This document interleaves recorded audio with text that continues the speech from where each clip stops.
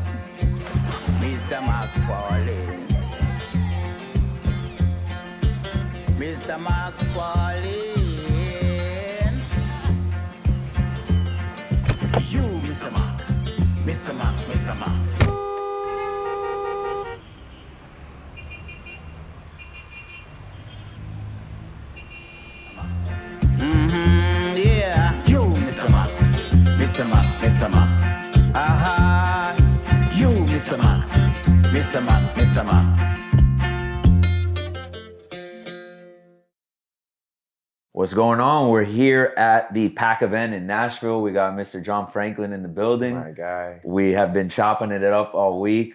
Started off, with the fireside chat, just talking about some podcasts. John's got a podcast himself, which I definitely want to dabble in and get your perspective on that. But before we get into any of that, I want to be able to tell your story, talk about your journey, from day one to where you are today. So tell the people a little bit, one, about yourself, what your, kind of path into football, and just where you're at now. Yeah, man. Appreciate you for having me on too, bro. This is dope, and just getting to meet you over these past couple of days, like, yes, sir. Just always dope connecting with cool people and genuine people, bro. So appreciate you having me on. But for me, from Fort Lauderdale, real South Florida, baby. You know what I'm saying? 954. 954. You know what I'm saying? Yes, sir. Man, with I wouldn't say with football, but with just sports in general, man. It started when I was 4. I knew at 4 years old I wanted to be a pro athlete. And like clear as day, I can remember it to this day. At that point, I was playing football, basketball, and baseball, but I didn't know what sport. I used to want to. I had hoop dreams. Like that was kind of where I wanted to go. But football was always just the easiest for me. So I was usually the fastest kid on my team, and just knew what the fuck to do. So fast forward, played all 3 of those sports. Got to middle school, threw track in the mix.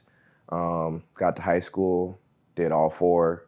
Then I didn't play tackle football until 7th grade. I played flag from 4 until 7th grade. So I got started late. But I feel like that's kind of like how I was able to be like so fast and elusive in a sense. So when I got to high school, the coach kind of forced me to play quarterback. I had a strong arm. I never wanted to play quarterback. But he saw me throw kind of like in baseball and like just like little league and shit, and he kind of wanted me to play quarterback, and he held me to that.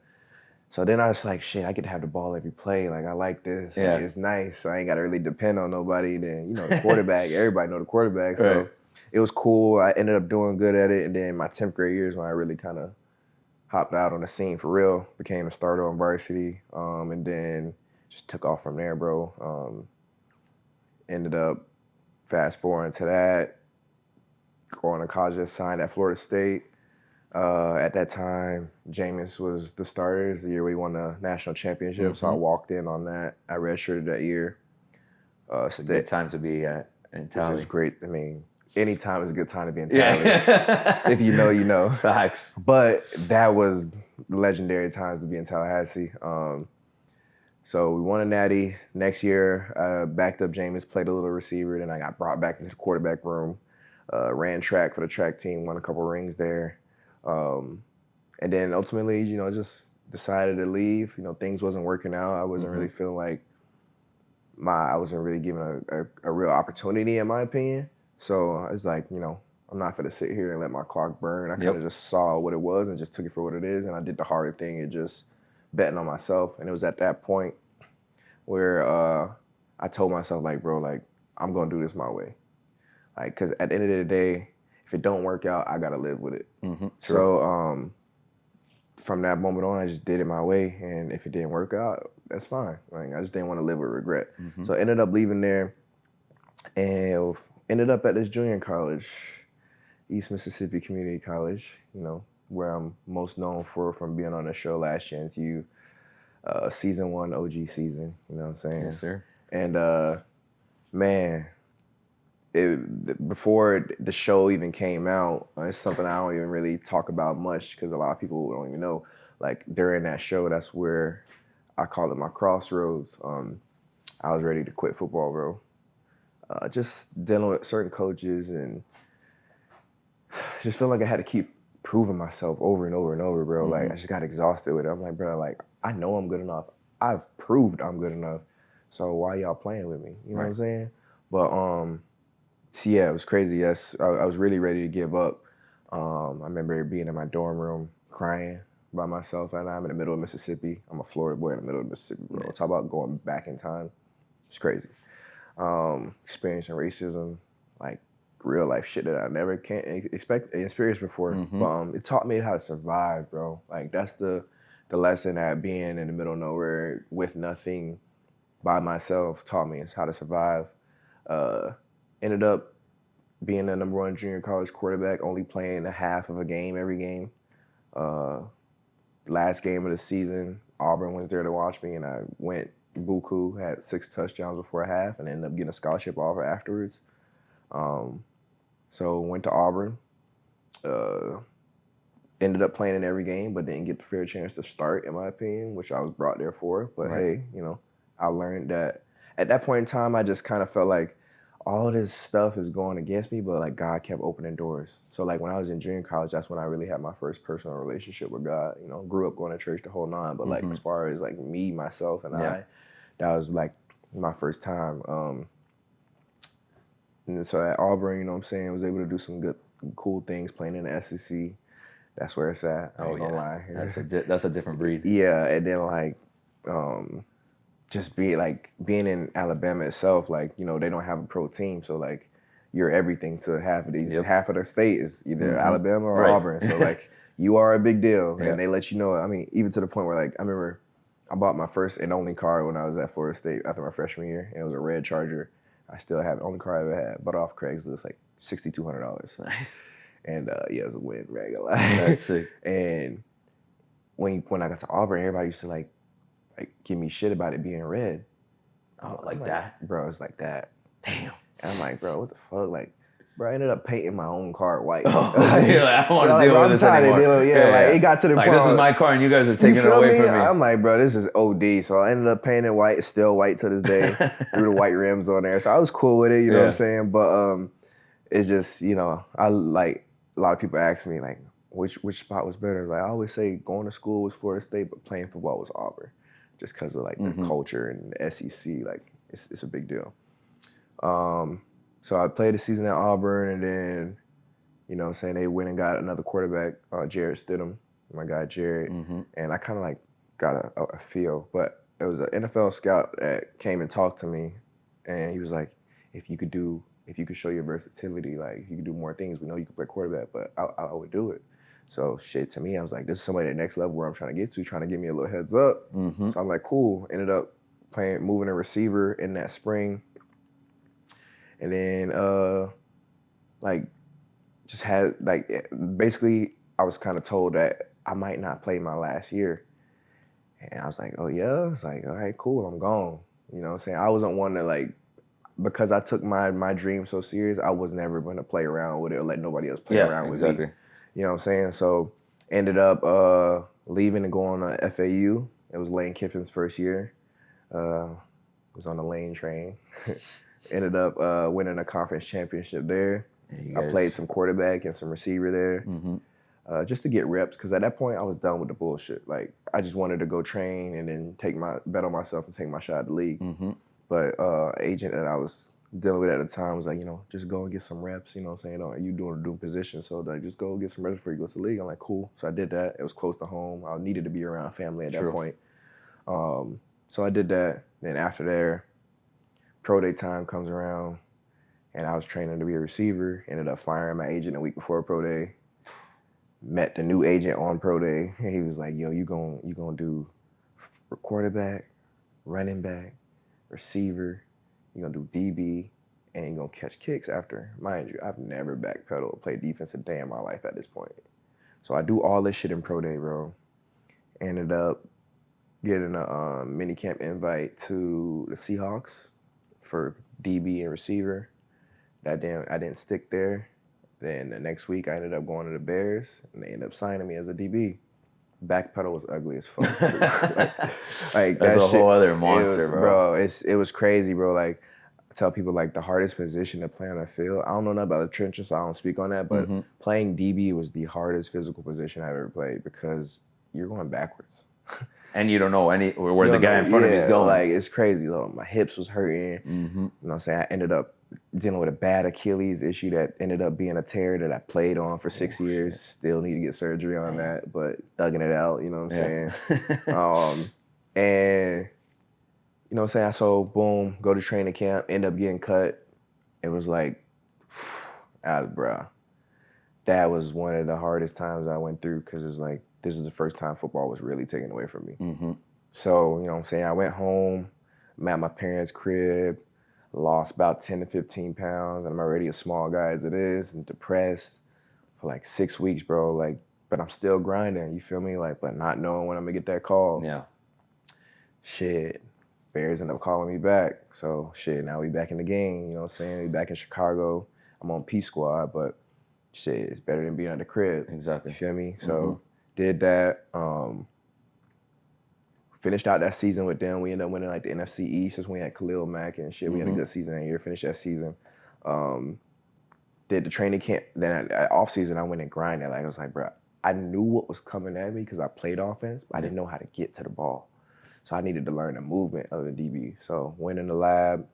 Went I don't know, you know Gold Feet? Yeah. That's like my bro. Yeah, Shout out to TA. We put in work that off season. We went to work. And bro, I came back. I led the team in interceptions that training camp. I definitely thought I was about to make the 53, and I was the last cut out the door after training camp. So here we are again. Like fuck, like I put in that work. Right. Still ain't get my shot. Whatever. Cool. They ended up cutting me. And then I was back at the crib a little bit, and I get a call from the Bucks, like a couple, maybe a week or two before Thanksgiving. Get a call from the Bucks. So back in the game, boom, on P Squad. Okay, cool. Better than being at the crib. Feel me? So shit, on P Squad. And by like 2 weeks being there, bro, like it was towards the end of the season, so we getting ready to play the Texans, and they wanted me to start playing like some receiver too, and you know ran routes one time in practice, and they was like, Coach Brian Leftwich came over to me. He's like, hey, bro, you might not go back over there. I'm like, bro, you just don't know, like. I didn't want to be over there in the first place. Yeah. Little do you know, I wanted to be here the whole time. Yeah, like I'm straight. Like I always told myself, I'm not changing. When I started playing quarterbacks, I'm not changing my position until I get paid to, and I stuck to that. So I'm like, yeah, I'm cool, bro. So then, you know, did the receivership one day. Then during that practice of me playing DeAndre Hopkins, BA Bruce Arians comes over to me. He was like, hey, I need you to be Deshaun Watson tomorrow in practice. I'm like, yeah. Say less. Say less. All right, so Say boom. less. I'm like, oh, they just don't know. Like, you can let, like, I could touch the ball and really show you what I really do. Say less. So that next day in practice, I go fed. Me and my boy J Mick, we cut our defense up. I'm talking about, I'm out there freestyling, like I'm just back in my element. Like I ain't got nothing to lose. You feel me? 100%. So shit, I'm hanging out. I'm talking shit. GM on the side. I'm like, you see this shit? Like I'm out there with it. I'm telling you, like, I can do this. I'm out there with it. So boom, bro. Sure enough, after that first day, me being Deshaun Watson at quarterback, the next day I got the O-line coach, Coach Goody, who was in charge of the run game. Hey, what kind of zone reads and shit you like? I'm like, bro, like it's like a Wednesday. We still got a whole nother game. And like, why you asking me about this shit? But whatever. I told him like, man, give me trips to the left, lead the end, but I don't need no help. Just leave me and him one-on-one. He gonna be wrong either way. You feel me? So I'm like, okay. I'm like, is that kind of starting like, I don't know what they got going on, but whatever, cool. We get through that week. Now I'm starting to see like a little package. Called it, I think it was either called Miami or it was called J5, one of the two. Where I'm at quarterback. I'm like, why are we putting this in? You know what I'm saying? Like, I'm like, I guess I'm about to play. I guess I'll play, but whatever. You know what I'm saying? It had like 5 plays. It was two passes, 3 runs.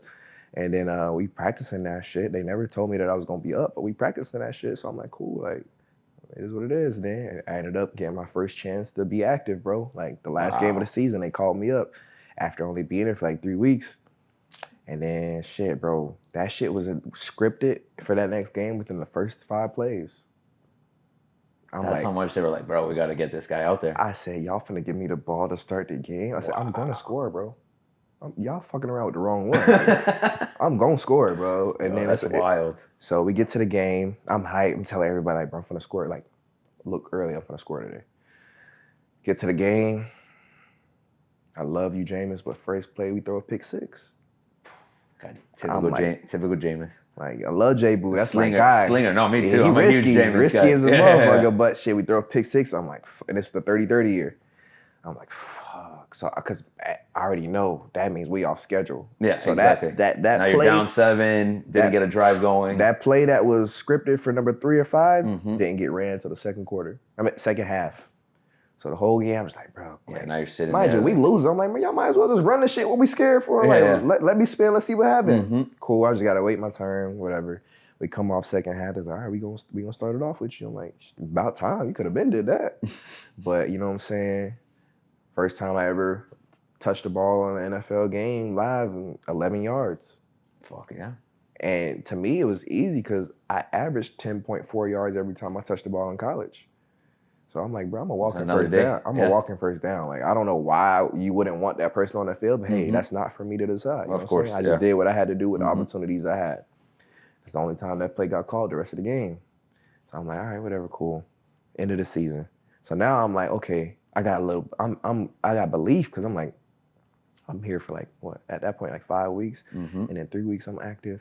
I got a head coach that like really sees me and believes me and didn't waste no time. Like one practice, you got an offense to yourself now. Crazy. So and came in as a DB. Yeah. So I'm like, oh shit, like this my time to really I finally got somebody that sees and knows what he has.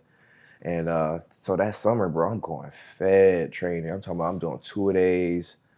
I was like, bro, I'm gonna make this shit count because once this shit get live, it ain't no going back. Exactly. So fast forward to training camp. Now we got Tom Brady, my dog Thomas. You know what I'm saying? We got Tom. Mr. Thomas. So my first encounter with Tom came to me. He's like, hey, bro, heard a lot about you. We got a lot of special things for you. I'm like, bro, this Tom Brady coming to meet me? Like, and he telling me so that means him and BA been in conversation. So cool. So being around Tom gonna make you elevate your game. Just like he ain't gotta do nothing, he ain't gotta say nothing, but you just knowing like, bro, I got Tom throwing the ball, I gotta be on point. I don't wanna let him down. So I'm coming at that bitch ready, I'm coming at that bitch confident. You know what I'm saying? We going through training camp and my 5-play package has grown until like 20 plays. And it's installed too. Sheesh. So if anybody that knows, you know what I'm saying, about installs and training camp, like everybody learns the playbook. And your first 4 installs is your base playbook. Mine was an install too. So in my head, I'm like, they plan on this shit being a part of the offense, Yeah. like for real, for real. So I'm like, bet. So shit, we get to install 2, and BA was like, we going live. Bet. Let's go. Cause I hate it. Like the defenders be like, oh, I would have tackled you. Now you got a chance to show that shit. This shit get real active when I can get tackled. It get even scarier because I don't like getting tackled. So that's when I get a little faster and get a little bit shiftier. You know what I'm saying? I'm a little dude at it, mind you. I'm a little dude. So you know, shit, we go live. I went to carving up that shit. As soon as that period was over, BA comes over to me. He was like, "You ever thought about catching punts?" I'm like, "Nah, you got to be a crazy man and be back there. I'm straight. Just keep me on kick return." He's like, "Man, I need the ball in your hands a lot this season." I was like, wow. If you need it, I'll make it happen, yeah. You know what I'm saying? So cool. I basically just had the head coach tell me I'm finna make this team. Bro, that was the most confidence any coach has ever given me, bro. Next day, are we in one-on-ones?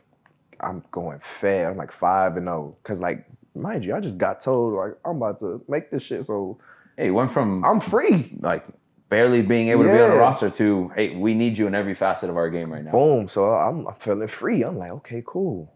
We going on one-on-ones. I'm 5-0. I'm cooking. Shit, my 6th rep, ACL. First time I ever had an injury. First surgery.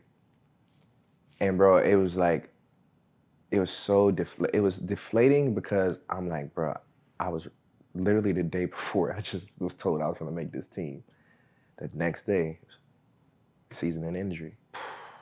And in that time, like I only cried one time, bro. It was when they told me after I went and got my MRI and they brought me back to the training room. It was like, John, you tore it. I like cried for right then and there because I'm like, to me, I was like, bro, it all hit you. I was right there, bro. Like, it was right there for me. But then, you know what I'm saying, I was in the training room, I had guys like Tom, guys like JPP, Dominic and Sue all come up to me. He's like, showed me their scars from tearing their ACL. I was like, hey, only the tough survive. At that moment, I ain't shedding no more tears, but I was like, what we gotta do to get me back up and going? Because like, I'm good. Like, y'all really just letting me become a better version. Yep. But you know what I'm saying, got the surgery, went to grinding. I had like a little setback. So that the year they won a Super Bowl, you know what I'm saying, I got all the perks. I got the bread. I got the ring. I was able to buy a house off of it. So you know what I'm saying. Yeah, it was really nice. You know what I'm saying. Hell but yeah. It was like I still wanted to be there. You know what I'm saying. I knew I was gonna have a big impact on that whole season. Yeah. But you know what I'm saying. God had other plans. So that next year comes after the Super Bowl. I had like a little setback in my recovery, so I wasn't ready to go during training camp. But it was cool. Like they came, brought me up to the office, and like usually you get brought up to the office, it's not for good shit. Right, yeah. So I'm like, fuck, I ain't got like, you hear in the league like your greatest ability is your availability. I'm like, bro, I'm not able to be out there right now. So like, what? Like, ain't nothing good you can really tell me. But you know what I'm saying? They sit me down. It's like, hey, we gonna give you till week 9. Like we gonna put you on pup. Get all the way right. You good. Wow. So I'm like, damn, they really fuck with me. Yeah, no, that's huge. You know what I'm saying? I'm like, damn, cool. So I ain't gotta like kill myself to try to get back so I can show that I'm available. But a week later, I guess the temperature changed, something happened. And then they ended up saying they want to do an injury settlement. So shit, I'm like, all right, well, I'm on my way out now. Like that was that. So that was like my last stint in the NFL. And then once I did get cleared and all the way back up in 2022, I went to the USFL. Played 2 years. I played with the Tampa Bay Bandits, and I played with the Memphis Showboats, which was the Bandits. They just rebranded us. Played receiver, and I had my own packages at quarterback as well. And that was good for me just to be able to like come back off of something that was adversity I never faced before. Yeah. So I did that. And then last year, I ended up doing a training camp for the Edmonton Elks in the CFL. And when I got out of the NFL, bro, like I crashed hard. I had to do a lot of self-work to know that that wasn't the end, but to like find that I was more than football. Right. And it was hard, but it was needed, bro. So I was good. I was good not going back to the NFL once I did all the therapy and all that stuff. But I wasn't done playing football. So that's what made me do the USFL. But after the USFL, like I said, my Achilles was getting real bad at that point still. And that's when it wasn't until then I actually knew that it was torn. I was playing on The whole time you were playing. the whole time. Everybody was just telling me, "Oh, it's just Achilles tendonitis, Achilles tendonitis." And he's like, "Nah, bro, you got a real tear right now. Like, you need to have surgery." But I'm like, "Bro, I've been dealing with this for so long. Yeah. Like, I'm straight." So Yeah, at that point, like, why do it? yeah, like if it's because I'm gonna have to do the same surgery whether it's fully ruptured or where it's at now. Right. So if it goes, it goes. Like Exactly. it is what it is. Then Like, you worry about it. you Then feel me? Yeah. So yeah. like that was my mindset to it. And then I had lost my best friend, Alex Collins, in 23, and he played. We went to high school together. He's probably famously known. You know the guy who used to do the Irish dancing when he scored a touchdown. Oh yeah. Yeah. So that's my best friend. We played together in high school. We got to play together in the USFL for the Showboats. And crazy, that was his last time ever playing, or we were teammates. Wow. And my last memory with him was my wedding in 23 in July, and I lost him the next month. And so like I kind of like that was the only thing. And then I had my son that he never got a chance to meet. So like that's what kind of drove me to, one, I got to do it because I know he was trying to get back to the NFL. So that's what made me go to Canada. Gotcha. But two, I always wanted my dream was never to win Super Bowls, never do that. My dream at 4 was to make it, and then it came into like I want my son to take a picture. I want my kids to be able to see me do what I do. Yeah. So that's the one thing. Like, let me get this one more push. Yeah, let me just get this one more push. At least I got to do it for him because he's not able to do it. So I did it, didn't work out, and I was like, all right, I'm done with this shit. Yeah. Like at that point, I was already over the business, but like my body, was like, I'm done with this shit. So fast forward to now, I'm a dad, a husband. We got a 1-year-old, my little man JR, and I have a real passion now for coaching. And it's crazy because it's something that I was so turned off from for so long due to my experiences. Right. But even like through events like PAC, man, I'm finding out like my real core value is impact. And I even circle that all the way back to Last Chance U. Like I always question now that I'm older. It's like, yeah, it was cool to be on Netflix. But the thing I carry the most pride in is the message that I got across, because I'm a very resilient person. When I hear the word no, it doesn't equate to no. It equates to like not right now. Yeah. You know what I'm saying? And I'm a firm believer that we all have the power to make our dreams come true. It's just how bad do you want it? Yep. It's very simple. You know what I'm saying?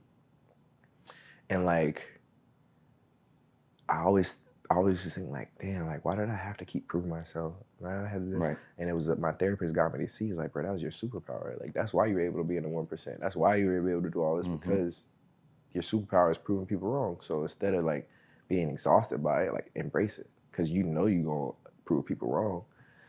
So, you know, I go back all the way now when I sit back and think, I go back to Last Chance, you know, like, why did God choose me to be that person? Right. Like, bro, like I get hit up all the time on Instagram by people I'll never meet from countries I've never visited on the other side of this world that know me, even though they don't know me. They know of my story to a certain extent, but they rock with me because of the lesson and the message that I got across, because it's a life lesson. You know what I'm saying? And to me, like that's what like makes me get up every day, because I know I have a community of people that they might be looking at me. Right. So it's my obligation now to make sure that I'm that vessel to push them through.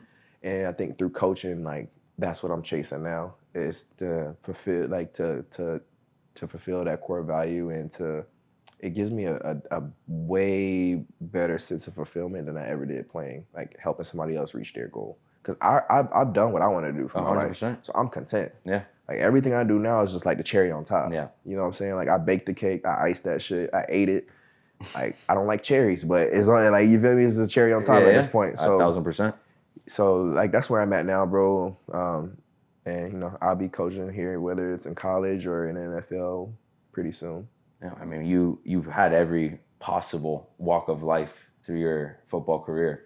So that level of connection now with the people that you're going to impact, you now have an actual emotional connection to them, right? You know, there's the 1% of the 1% that make it to the NFL, right? Then there's another layer of that 1% that have long careers and successful careers Yep. in the NFL, right? So imagine the different walks and the different paths that every single major sport athlete, right? Football, baseball, basketball, whatever it may be, like you made it there. That's a next level accomplishment that millions of people would die to get to, right? So when you put that into perspective, it's like, yeah, I did do it. Maybe I didn't get to do it at the capacity that you wanted to do it, but you did do it. Right. And now you could be that leader and that motivation for those people that want to do what you did, right? Like they look at you as inspiration. And Last Chance U was maybe that extra avenue to, one, get your story out, but now create a level of connection to a person like you. It's like, shit, he had to grind through it, you know? Like he did it, then it was taken away from him, but then he still found the way to do it again, and then it was taken away from him again, and you've still continuously found a way to do it. And if that's not a testament to life, like I don't know what is, because reality is some shit we just can't control, right? Like you could be doing everything right, yet the universe, God's got a completely different plan for you. And the more that you embrace that plan and accept it to be what it is, like that's where the true power comes in, because you can't fight what's not meant for you. Yeah, and like, you know, we always got the cliche saying of control what you can control, but that's like one of the realest. It's a dead you truth. Could drive yourself going fucking crazy trying to like force shit to happen. Like, but like at the end of the day, bro, like no matter what I did, I was gonna tear my ACL. It was part of the plan the whole time. You know what I'm saying? But like what I learned through tearing my ACL, like as much as I thought I wasn't cheating the grind, I cheated the grind. Yeah. I was never a person that liked the weight room, bro. I hate that shit to this day. Like I don't like working out, bro. Like I'd rather go on the field and like get right on the field as opposed to go in the gym and lift some weights. But tearing my ACL it changed my perspective. Like now if I don't go get if I skip 3 reps, I'm not getting over on nobody. Yeah. I'm fucking myself over. Right. Exactly. That's my knee. That's my quad. That's smaller than my other one. Like, and my biggest fear was not being able to get back to where I was. Right. So I had to be better. And the only way to be better is to do something different. Yep. So what I had to make sure, okay, even if I had 10 reps and I banged out 7, that's a good amount. And I might get tired, but shit, if I get tired, okay, give myself a little bit, but I got to get those other 3 reps in. Like, I used to just stop at 7. Right. And be like, at least I did something. So, you know, saying I was able to reinvent myself and better myself instead of feel sorry for myself. Because at the end of the day, bro, like, my shit's broke. Okay, why am I going to keep wasting energy and crying about me not being able to play? Yeah. That's not going to change. What can change? The solution. Yep. So and that's one thing my agent, when I first got cut, bro, I was ready to fire his ass because he said some shit that kind of like pissed me off. Like he said some shit. He's like, bro, you got to take the emotion out of the business. I'm like, bro, my emotion is the business. Yeah. Like this is my life, bro. 100%. Like what are you talking about? But what he was saying, and I didn't receive it at the time. Bro, it is what it like. Business is business. Like life is life. Like. Don't waste your energy on the problem because you're always going to have problems. Yeah. So if you constantly complain and constantly putting your energy into the problem, when are you ever going to fix the problem? Yeah, exactly. You're going to be exhausted from fucking complaining so much that you're never going to have the energy to fix the problem. So save your energy. You are what whatever has happened. There's no undoing it. There's no going back to it. Nope. So make it better or fix it, whatever the case may be. But say like focus on that, not this happened to me. Yeah, worse shit had happened to other people and they've been all right. Exactly. So you can't play the victim like that. There's no power in playing that game, and you don't get nowhere. Yeah, you know what I'm saying. Like nobody's gonna feel like in the end of the day, nobody really gives a fuck, bro. Like, it's true. we think we do, and you wanna play this like sympathy card. And yet, at the end of the day, people are going to just look at you and be like, bro, like, I don't know what to tell you. You got to figure your shit out. Everybody got their own life shit. Like, we all got problems, so I could be there for you in a certain part, but bro, like, I got my own shit I'm dealing with. It's on you to get it done. Yeah, and if you choose to mope about yours, then that's on you, bro, but I ain't on that wave, so. Yeah, I've learned a lot throughout it, bro, and it's funny because I always get asked if I had to do it over, would I change anything? I'm like, nah, bro, because I learned so much throughout it.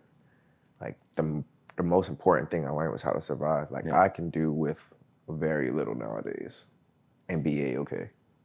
I don't need a bed. I don't need a fucking, even though I got a nice size house, shit, I was I've never been to jail, but I feel like I know what it feels like being when I was in JUCO, bro. Mm-hmm. Like I know how to survive. I know how to.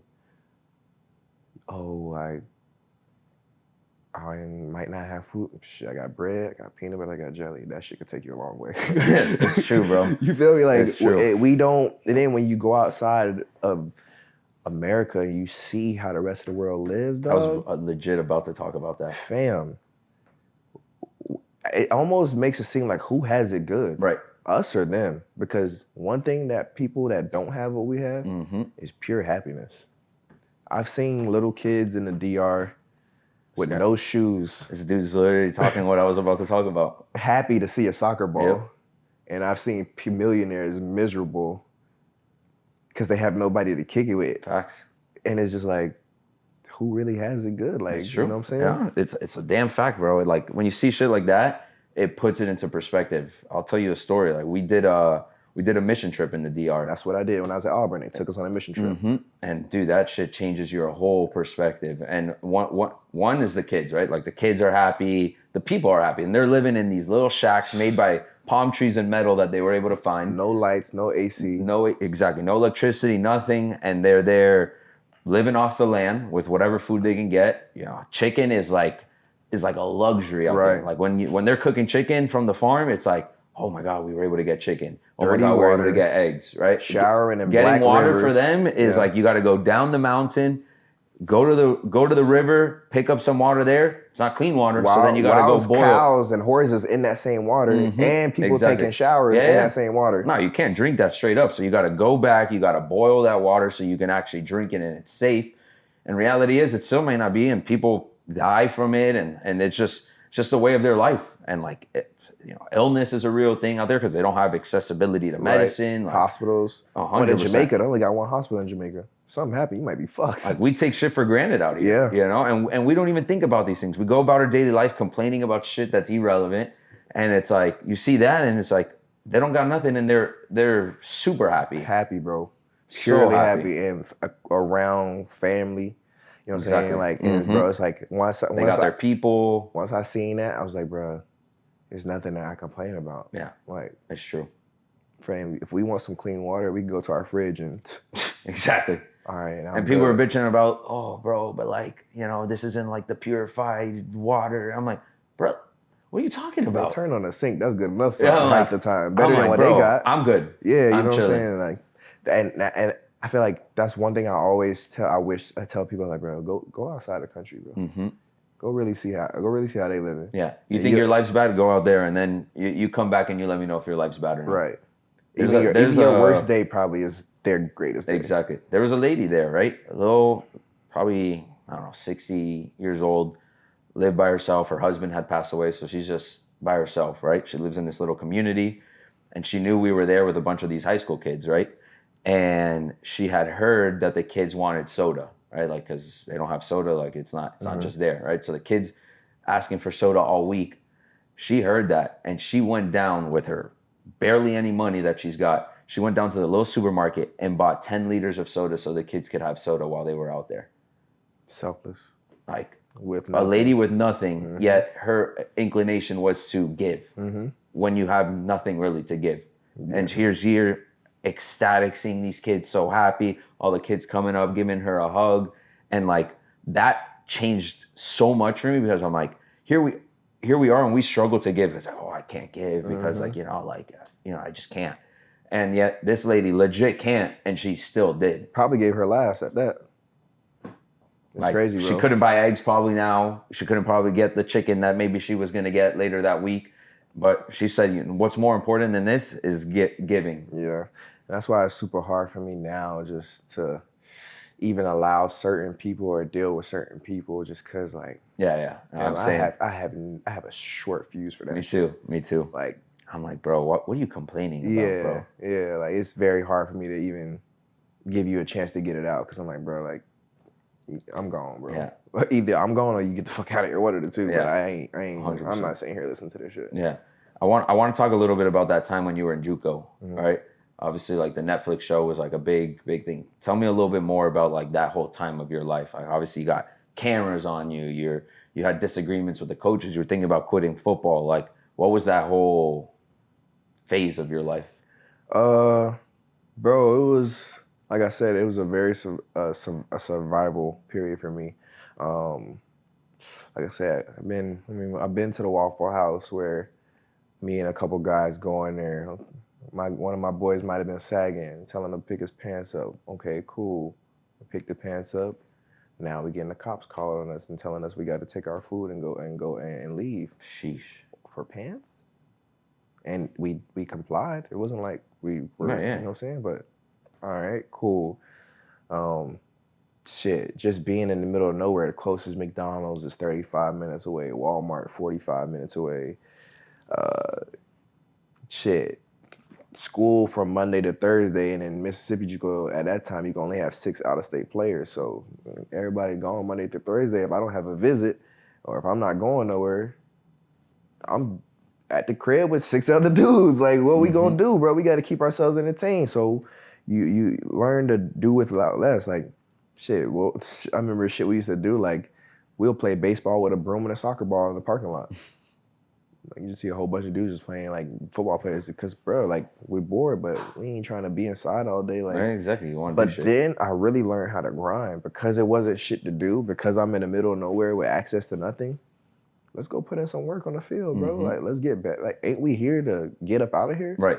So let's go put in some work. Like, let's do it. We ain't got nothing else. Might as well better ourselves and give ourselves the best chance. So that's where I really learned how to work and grind for real and fall in love with it even more than I did because that was fun. It was something that was productive that I can do to help me get out of my situation. But you know what I'm saying? Like, I'm very, very grateful for that period. Like I said, like my relationship with God started in that period, and like when I say my relationship with God, it ain't like, okay, I go to church every Sunday because I don't. But like, I don't think that's what a faith is, bro. Like, it's just like when I talk to God, just like how I'm talking to you. Like, keep it 100. Like, I'm not trying to be nobody that I'm not trying to be. You feel me? Like, it's a personal relationship. Like I said, I was in church my whole life. I knew about God. I knew about church, but that don't mean like I know God. You know what I'm saying? Like, that was the difference. I knew him because I knew him for me and how I wanted to know him. Yeah. You know what I'm saying? So that time in junior college, bro, like, it was fun just because the guys you with, some of the closest guys I'm still with now because they go through it with you. You know what I'm saying? The people that I met there, like Miss Wagner, like, she was at my wedding. Like, that's my dog. You feel me? Like, it was a great time. And the funny thing is, I hated every single second while I was there. I hated that place, bro. I hated that shit, bro. Oh my God, I hated that place. But like, I miss it in a sense. Right. Because of what it taught me. Yeah. And just the people in it, the genuineness in it. So, bro, like, I'm if it's any point that I'm most grateful for is that point in my life for sure. For sure. And how's faith still relevant in your life today? Right. Like, now it's post football career. It's family. It's you got a kid. Right. Like, how much has faith translated into your life today? Oh man, it's that's my North Star. That's the one that gives me the direction. Bro, like, nobody can tell me that God's not real. I feel like because man has tried to shut me out so many times and close those doors, and every step of the way I've elevated. Boom, leave Florida State, go to JUCO. Okay, you go to a bigger school in Auburn, SEC. All right, cool. Go to FAU, change positions. Damn. Get in the NFL playing a different position. Like, how am I going to get in the NFL playing a position I never played in my life? Like, bro, you can't tell me that's not God, bro. Yeah. My back pedal was trash, fam. Facts. I know multiple DBs that was better than me at that point in time that should have probably been in the NFL, but I was there. Yeah. I didn't do that. I'm not going to sit here and be naive and I put the work in, but I'm not going to be naive and sit here and think I created that for myself. Yeah, God did. You feel me? So it's like, after you see this so many times, how could you not? The evidence is there. You feel me? Yeah. Like it'll be kind of disrespectful Facts. if I wasn't. So that's how I view it, bro. Yeah. It's like, bro, nobody can't tell me. Like, I know it. I know it. It's true. From my own experience, not from nobody telling me about their experience. And I think that's when, that's when you really do build your faith, is when you know it for you. through your experiences, not for anybody Mhm. else trying to force it on you, not for anybody else trying to tell you about it. Mm-hmm. I feel like you got to go through it to grow through it. Yep. You know what I'm saying? Yeah. So No, faith is everything, bro. there's evidence every day of our Hmm. life that that God exists and that He's working for you, not against you. And to even add on that, but like Mm-hmm. past 4 years, I haven't worked a job. I ain't hurting for money. Yeah. I got real estate properties. Mm-hmm. Like I've been straight. Yeah. I got nice shit. Yeah. I got jewelry. Mm-hmm. I go out of the country. I travel frequently. Right. For someone to not work, somebody's providing that for me. That's coming from somewhere. Mm-hmm. And ain't nobody handing me no checks. Right.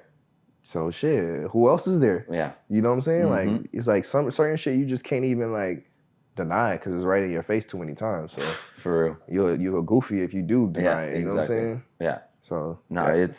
it's evident every day, right?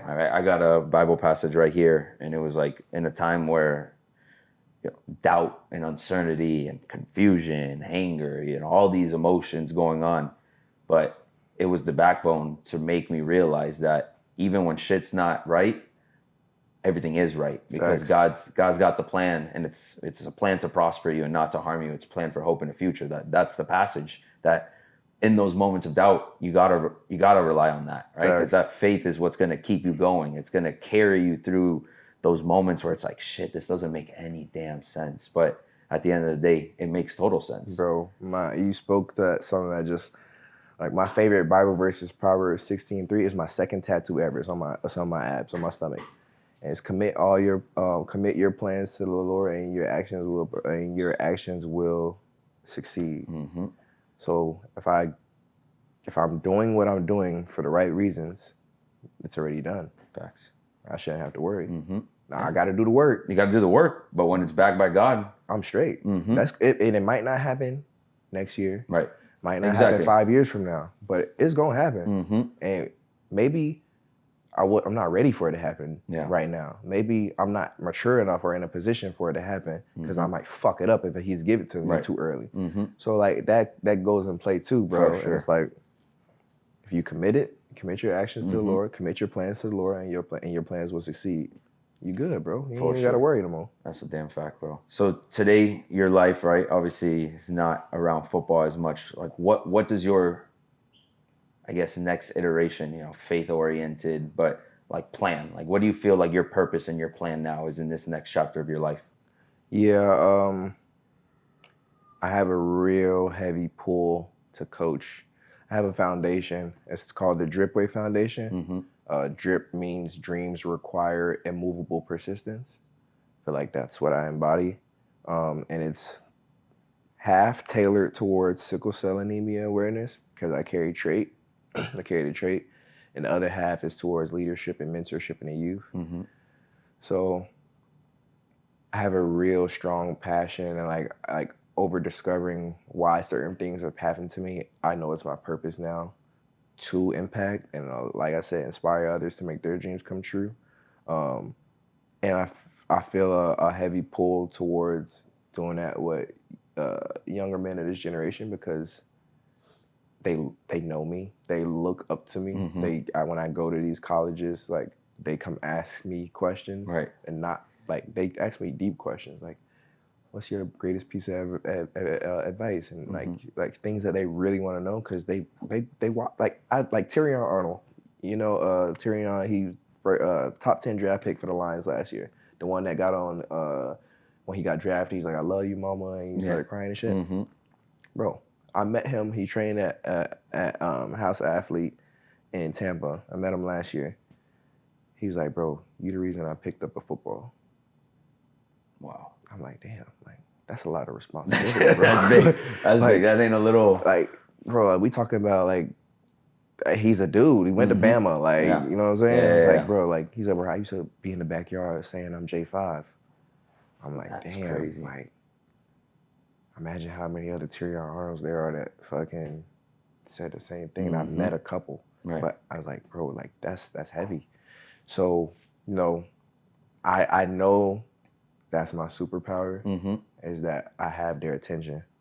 And I just want to help guide them to make it like, bro, whatever your dream is, like, I just want to pour into you to make sure that you get there. Because I feel like nowadays it's a lot of distraction, even more distractions, especially with the money being given to them. For sure. Everybody, you feel me, putting them on pedestals even earlier. Now the high school kid can get paid in Florida, as we know. So I just feel like, one, I always wish I had somebody that was able to keep it real with me about what it's like at the top. Because that shit ain't easy and peaches and cream like they make it seem. Right. And there's not a lot of people that'll tell you that. For me, I wish somebody told me so I could have handled moving out of it a lot better than I did. And I feel like that's what, like that big brother, bro. Like, I just want to be able to like be the big brother that they can know that he got my best interest in heart. He's been where I'm trying to be. I'm probably one of the most popular people besides Tom Brady and a couple others. And I don't have their NFL abilities, but you got that. I got that notoriety. And to just be able to pour life into him and know, like, bro, you got everything you need to do what you want to do. That's I feel like people need that. That's my purpose and that's my calling, and that's what I'm after now, bro. And love that. And even though I'm doing it through the lens of coaching younger men, it's still a life story. That's why I get through with the podcast and other stuff. Like, yeah, it's a football. I was a life story told through a football lens, and this happens to doctors. This happens to scientists. This happens to teachers. Like, just apply it. Apply the principle. Exactly. Don't worry about what it looked like. You know what I'm saying? So that's my calling.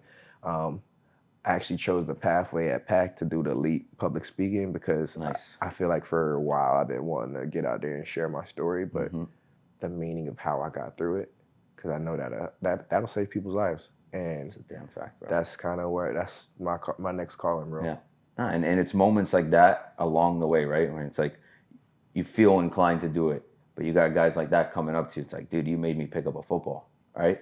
It's like that's just God speaking through that vessel, saying like, see, you matter.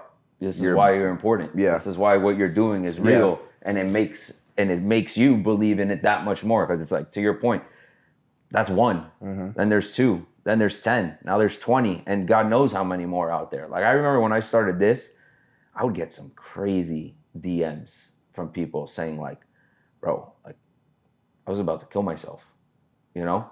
And like the message you put out there, like, made me not. Yep, I've had that from a military vet. Sent me a video. It was like, bro, like, I was ready to do it. You made me not. Well, he ain't no football player. Right. So somebody is going to battle for us. You know what I'm saying? Regular dude. And it's like, damn, bro, like, it's power in that. Right? But to know it and to protect it. Exactly. But to do my part in sharing it. You know what I'm saying? Like, that's gonna be bigger than anything I ever did so far beforehand, because it's of service for others. And like I said, it brings me so much more fulfillment than anything I ever did already. 100%. So like, I'm like all in on that shit, bro. It's true. I mean, like you said, like football was just like this vessel for you to be able to live out that purpose. And we talked about it like on the last pod that we just did, Inky Johnson. I used to listen to Inky almost every morning. Like, you talk about a guy that, you know, his identity was stripped from him, but used that pain into the biggest purpose that you probably can have. And if he doesn't go through that injury, would he have been able to impact the millions of lives that he's been able to impact? Exactly. And again, that's God in a moment where it's like, yo, I know it doesn't make sense now, but trust me, it will. Yo, yeah. And every day, he probably still looks back at that moment like, you know, the what ifs, because we're human. Right. But there's the constant reminder being like, nah, man, this is exactly where you're supposed to be, because 100%. This is what you were destined to do. Yeah, before you was even conceived. Exactly. Yeah, that's the crazy thing. part about it. It is.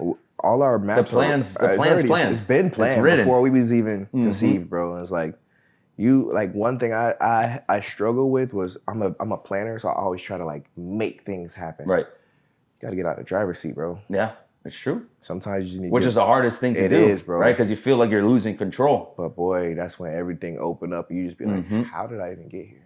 Yeah. And get out of the driver's seat and get in the passenger. Sometimes get in the back seat. And just let the ride go. Just go on a ride.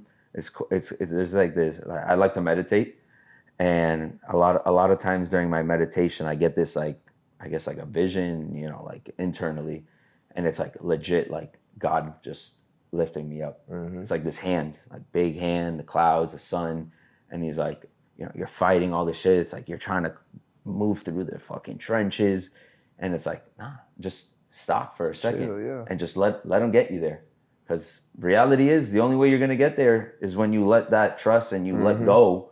Right? It's like live and let God, live and let go. Like legit, let God do his thing, because the only way you're gonna get to the places that you won't even fathom where you can get to. We definitely block a lot of our blessings, bro, trying to like steer shit and like blind faith, you know what I'm saying? Like you don't need to know where you're going. You just need to go for the ride, bro. Exactly. Like, that's what the definition of faith is. Yep. Like trust in what you don't see, what you can't see. And honestly, what we be wanting for ourselves is so fucking small. Yeah. Compared to what like is already like there for us as long as we get the fuck out of the way. Like we gotta get out of our own way. That's all you want? Yeah. There's so much more. That's peanuts. Yeah. Like that's how you think of yourself. It's like when you get there, like, damn, I didn't know this was waiting on me like that. You know what I'm saying? So like that's another big piece of advice is just you got to do the work, bro. It ain't just finna, I'm gonna sit back and just wait. Right. Like, cause you know that gets taken in the wrong That's how people say, okay, too, yeah, I'm just gonna take off the driver's seat and I don't gotta do anything. Yeah, but nah, like you just don't have to force it. Exactly. Nah, like you said it, like you found your purpose, you're doing the work to do it. Once you're doing the work, then that's where you can let God just take care of the rest. Because when it comes to what you can control, it's the work and the mindset that you have to achieve it. After that, you can't really control, right? Like all you can control is put it in the time, put it in the effort, put it in the work, continuing to learn, continuing to grow. Like those are things that you as a human being can control. After that, that's where the letting go comes into play. Yeah, I remember like when I was with the Bears, one of my OG vets, Akeem Hicks, he told me, he was like, it took him 5 years to make a meal in the league. And like, you know, Akeem had a great career afterwards, but he was like, bro, you do the right shit over and over and over, you're bound to hit your head on the bag. Yeah. You're just bound to do it. You just do the right shit and you're gonna hit your head on the bag. Yeah. That's the best way. That's how, like, when he told me that, I was like, bet. Yeah. So tell me, all right, so you've played with guys like Jameis, Tom, like give me a little insight into being around those type of guys. Man, Jameis is one of the realest people I know. Bro, he moved me into my apartment day one of getting to FSU. Mind you, he's a starting quarterback. I'm here to compete potentially for a spot. take his job if anything. But here he is helping me move in. When I got to the Bucks, I remember I told you I got there 2 weeks before Thanksgiving. Me and my wife went to Jameis' house for Thanksgiving. No way. It's always been like that. Wow. Like, I know football because of Jameis Winston. Like when he was that year we won a natty and I was redshirted, like I used to just play football off of instincts. Like, bro, I'm a natural, bro. You gotta stop me. That's how I play. Like, I don't care what you're doing. Like, I know what you're doing, but I don't care. Like, you gotta stop me. I got the ball. But he's like, nah, bro, we need to know this shit. So I used to hate it too because it like took so much time. But he used to be like, nah, come on, we're going to watch film after practice. Like, he'll bring me in there with him, like, bro, like, break that shit down. Like, you would think my coaches would. Not saying they wouldn't, but when you a coach, you trying to get the guy ready. Yeah. Like, I'm 3-year plan down the road. Jameis made sure I was ready. Like, took the time out personally, bro. Nice. Day after day. Didn't give me the option to not dip out and, hey, let's go. You know what we got to do. Right. So I know coverages. I know fronts. I know schemes because of Jameis from my freshman year. It's crazy. So that's the type of guy he is. Nobody can ever say nothing bad about Jameis in front of me. Nah, you could tell. I mean, you see him. He's a big personality. And that's exactly what he's the great leader. He's a people person, bro. Like, everything you see is not a gimmick. That's him. Funny dude, like, but one of the realest dudes I ever came across. Tom Brady, bro, like, the one thing I respect about Tom Brady so much, he does everything everybody else does. And you would think, oh, it's Tom Brady. Yeah, he has his own trainer. Yeah, he has his own nutrition and shit. But if we got to work out and we got to do, and the other quarterbacks got to do this on that workout, Tom is doing the same exact shit. He'll go do his own shit after the day is supplemental done. to it. But you would think, oh, like, and I've been on teams where guys who aren't considered the GOAT, which we really only consider one person the GOAT at this point, maybe Patrick Mahomes up there, but they, feel entitled. They could do their own thing. They ain't got to work out today. Woo. I've never seen Tom Brady not do what everybody else on the team did, bro. That was the most, like, how he always says, like, he still has, like carries himself like he's that 6th-round player. Bro, it's so true, bro. I've seen it, like, time and time again. Like, and you would think, like, oh, you drop a pass, like, he's gonna rip you. Bro, he's gotten more pissed at himself for missing than anybody I ever seen drop a ball. Like, you would think it's the exact opposite. Right. Like, I can't fuck up. And mind you, we all probably got that feeling. Yeah, you got the feeling, but he ain't actually putting that type of pressure on you. Yeah, and it's crazy because somebody that has all the credibility and the right to do whatever the fuck he wants, pretty much, humbles himself so much to where he's no bigger than anybody on the team. And that speaks a lot of volumes to me. That's the one thing I tell people about Tom Brady, because I feel like if you know that about him, you can't help but fuck with him at that point. I don't care if you rooted against him or not. You got to respect the man that he is. Oh my God. You know what I'm saying? Like, even people LeBron, like, as much as people might hate LeBron, bro, LeBron put his whole circle in position, bro. Yep. Like, that's one person I always admire. Yeah. Based off how he moves. He's not my favorite basketball player. Right. But how he moves. Yeah, you gotta have that respect. You can't do nothing but respect that shit, bro. Yeah. The man has put his whole fan group in position, not to do shit for him, but to survive and take care of their people. Exactly. Like, bro, that's the most selfless shit that you can do for him. Yeah, and it comes from a place where it's like, I was able to achieve what I was able to achieve. I want you to feel a little bit of it. I'm gonna bring up everyone with me in that process. It's just not just me. And that's kind of like, even with coaching, bro. Like, I went from not wanting to coach to where I just applied to go back and get my master's because I want to be a head coach now. Like, that's kind of like my ultimate end goal. It's like, because I want to be able to put my people in position. Yeah. Be able to take care of some people that don't know that might have been struggling for some time. Like, you know what I'm saying? Like, security guard at my wife's school. Like, I already told him, bro, you gonna be my security when I become a head coach. You work at a fucking elementary school. That's awesome. But you already got a job when I get it. You know what I'm saying? Like, to be able to, biggest FSU fan there is, but just to be able to experience it, bro. Yeah. Like, I've been blessed to experience some shit that a lot of people won't ever get the chance to, but if I am in a position to, oh yeah, you best believe you're gonna get a chance to experience that shit. Yeah, taking care of the people that are taking care of you. You know what I'm saying? Yeah. So tell me a little bit about the pods now that you got going on. I know that's a nice little passion project of yours that you got rolling. Yeah, man. So we got the pod. Make sure y'all tune in. Yes, it's called 1,000 Hours Out the Mud. Me and my boy Rashard Davis. I met him when we were with the Bandits in the USFL, and it's been like one of my closest guys since, bro. Like a brother for real. He even moved down to Tampa, so like we kick it all the time. Like, it's just super solid dude. But he had his own podcast called 1,000 Hours, and I had my own podcast called Out the Mud. And when we was in the USFL, he's like, bro, we gotta merge this shit. So we merged it. Now it's 1,000 hours out the mud. Boom, perfect. What does it mean? 1,000 hours. You gotta put it, like our slogan when we close every show, you can't cheat the grind. You gotta put in that 1,000 hours, bro. Gotta put in that time. Gotta put in that 1,000 hours. And then it's like, you can't cheat the grind. Gotta put in that time, 1,000 hours out the mud till next time. So it's like, bro, you know what I'm saying? We both were undrafted guys. Both have Super Bowls. Both in the 1%. That's a thing. Like, shit. Like, we got just as much credibility as Tom Brady. You know what I'm saying? So he played with the Eagles, played with the Chiefs, played with the Titans. And in 2024, we did maybe like 15 episodes sit down style. But you look at all the podcasts and they're tailored towards the top 1% of the industries. We don't fit that mold. So why would we try to force that on our pod? Exactly. Like, what about the other 98% of people that are us, that make up the NFL, that make up the rest of doctors, that make up the rest of therapists? So that's our target audience. We have the stories too.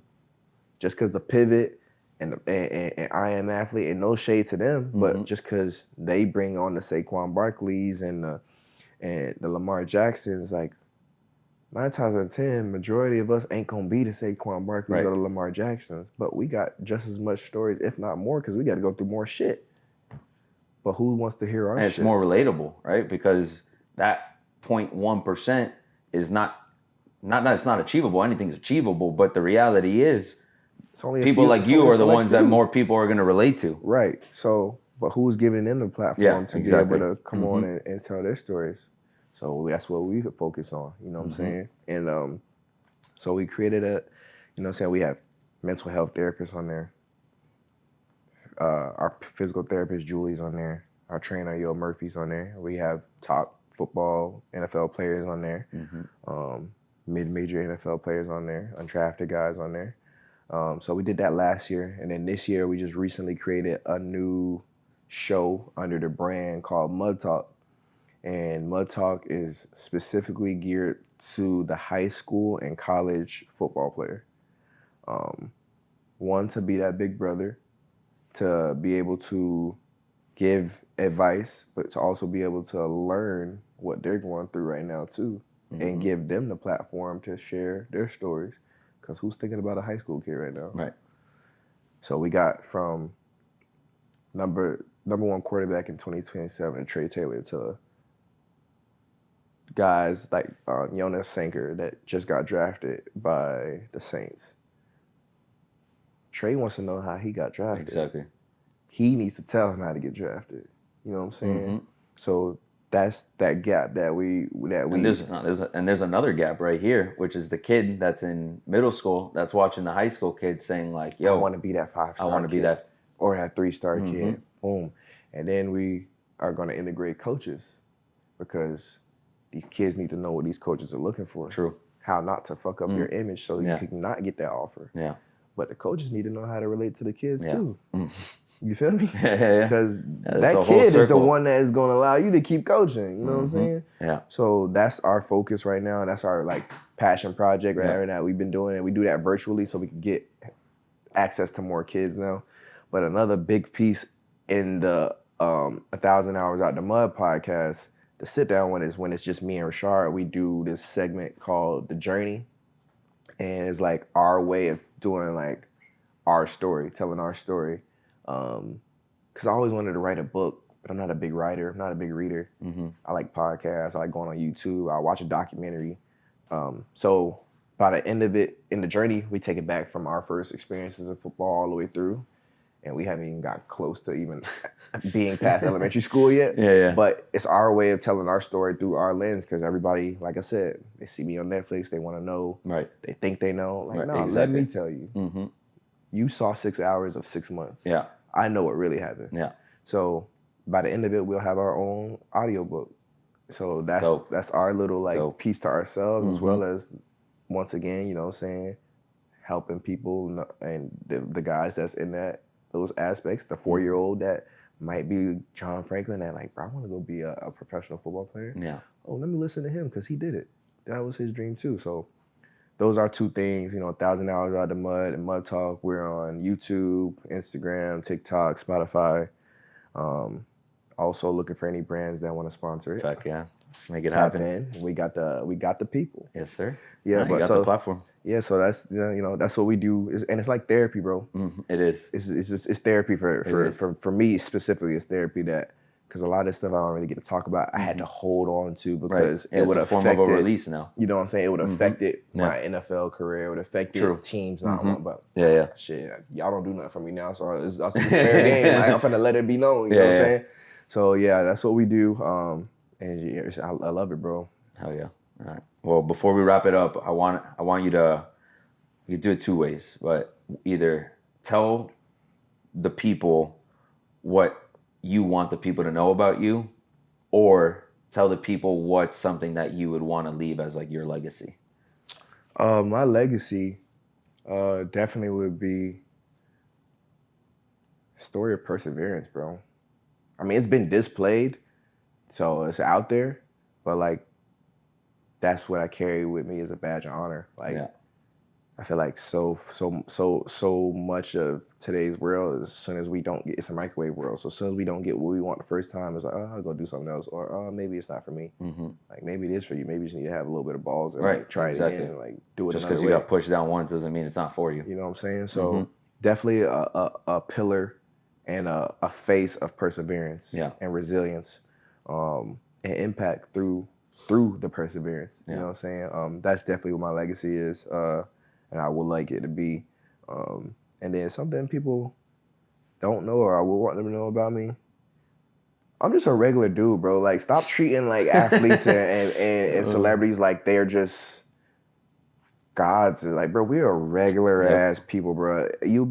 I laugh because I always see people be like, I walk past people, I just hear a whisper like, hey, I think that's the dude from Netflix. Well, why not just see if it is? Yeah. I'm not gonna bite. Exactly. Like, you know what I'm saying? Like, and the thing is, like, if you have the balls enough to come talk to me, guess what? You gonna get my full undivided attention. I'm gonna answer whatever you want to know, and maybe you might leave with something that can help you. You know what I'm saying? But like, my mom always said, you're already at no, so why are you scared to ask? Like, closed mouths don't get fed. You know what I mean? So like, I don't bite. Yeah, I hear the whispers. I'm a human too. You know what I'm saying? You gotta approach me like you approach anybody else. You cut me out. I guarantee you my blood's red. I guarantee you I put on my pants one leg at a time. So you know what I'm saying? Like, that's the one thing I always want people like. Yes, we were athletes. Yes, we were in the front of the camera. Yes, even your movie stars are popular, but we are humans, bro. Yeah. We feel how you feel. We think how you think. We mess up how you mess up. So don't villainize us, but don't put us on a pedestal where you feel like we're better than you. I'm the first one to tell them I'm no better than you. My life just got put on TV, bro. Yeah. And I didn't ask for that shit. Right. I mean, I reap the benefit of the reward, but I also have a lot of work to do because now I walk into rooms and I'm fighting a battle of I'm not the person that you've seen on TV. But I welcome the conversation every time. For sure. So that's it, bro. Oh yeah. Well, appreciate the time, bro. Like, hell of a fucking story. Pleasure. Hell of a time. Brother. It's been a good week. You know, shout out Pac obviously for putting all this together. Yeah, hell yeah. They do this, you know, bring people together, allow you to tell stories, allow you to connect with like-minded people, which is extremely powerful, and you leave these weeks motivated as well. Yeah, man. I feel I pour out a lot into other people, and stuff like this fills my cup back up. You know, to maybe go out there and pour it out again. So definitely shout out to Pac. Yeah. Well, go tune into the pod, watch, you know, the journey, see what's next, you know, coaching, you know, legacy, all that. But again, thank you for the time and love, my brother. Hope you guys enjoyed.